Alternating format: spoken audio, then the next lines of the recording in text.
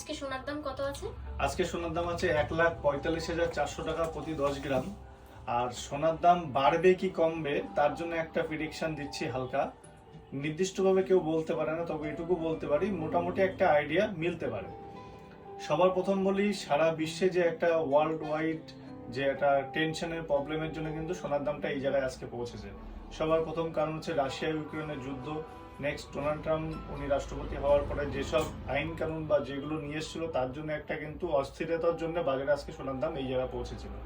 তো সেখান থেকে আস্তে আস্তে কিন্তু বাজার অনেকটাই কমেছে, সোনার দাম অনেকটাই কমেছে। 1,45,400 টাকা 10 গ্রাম এসে যেটা ছিল 1,72,000 টাকা। তো এরপর বলবো যে সোনার দামে আগামী 2-1 দিনের মধ্যে রাশিয়া এবং আমেরিকার মধ্যে একটা চুক্তিবদ্ধ হতে পারে, যেটা ডলারকে নিয়ে রাশিয়া হয়তো এগ্রি করতে পারে। তো সেটা যদি হয় তাহলে সোনার দাম হয়তো কিছুটা আরো নামতে পারে, আর যদি না হয় তাহলে কিন্তু সোনার দাম এই লেভেলের মধ্যেই চলার সম্ভাবনা রয়েছে।